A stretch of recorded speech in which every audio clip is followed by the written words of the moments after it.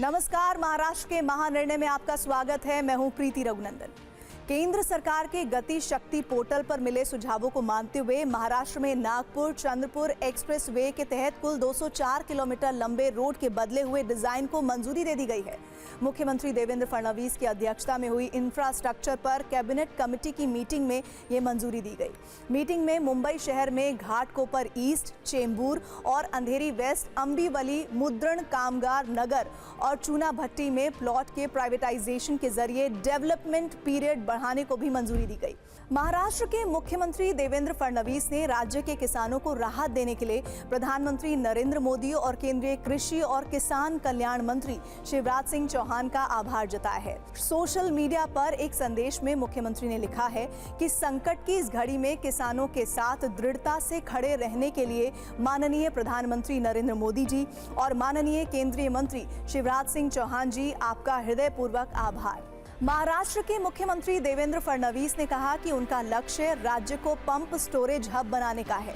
महाराष्ट्र के जल संसाधन विभाग और कई कंपनियों के बीच समझौता ज्ञापन पर हस्ताक्षर के मौके पर मुख्यमंत्री ने कहा कि इससे बिजली उत्पादन में 5800 मेगावाट की बढ़ोतरी होगी और लगभग 11,500 लोगों को रोजगार मिलेगा। ये समझौता पश्चिमी घाट उदंचन जल विद्युत परियोजना, कोयना चरण 6 उदंचन जल विद्युत परियोजना और सरोवर उदंचन जल विद्युत परियोजना के लिए किया गया है। इस प्रोजेक्ट में 23,800 करोड़ रुपए का निवेश किया जाएगा। मुख्यमंत्री ने यह भी बताया कि महाराष्ट्र ने पंप स्टोरेज में 76,115 मेगावाट बिजली उत्पादन क्षमता की उपलब्धि हासिल कर ली है।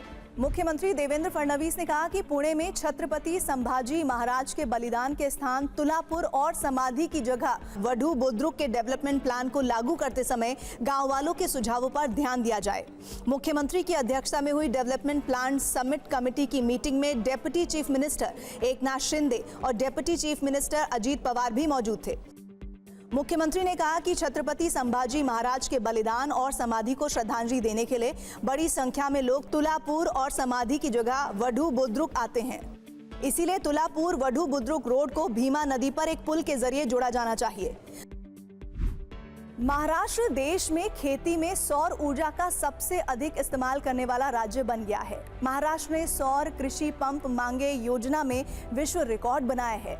महावितरण कंपनी ने एक महीने में 45,911 सौर कृषि पंप स्थापित करके रिकॉर्ड बनाया है।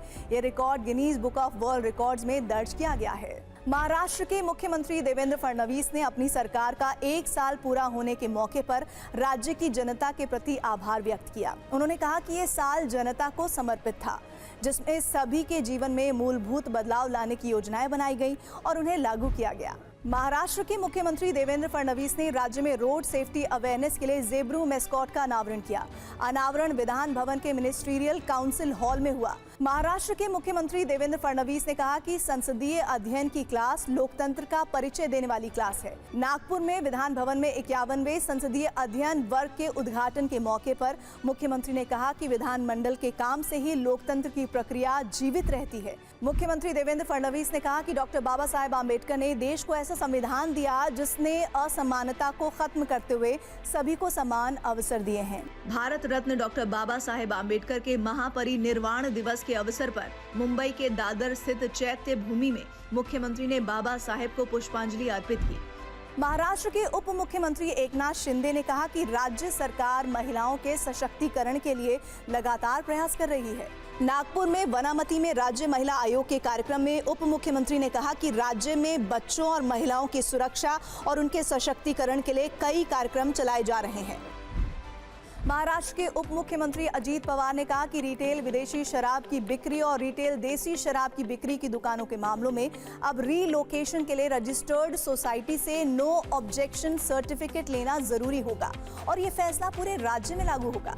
महाराष्ट्र के राज्यपाल आचार्य देवव्रत ने मुख्यमंत्री देवेंद्र फडणवीस के भाषण पर आधारित पुस्तक भारतीय संविधान की अमृत महोत्सव यात्रा का विमोचन किया। नागपुर में पुस्तक के विमोचन के मौके पर राज्यपाल ने कहा कि इस पुस्तक में संविधान की जानकारी सरल और सहज भाषा में उपलब्ध है।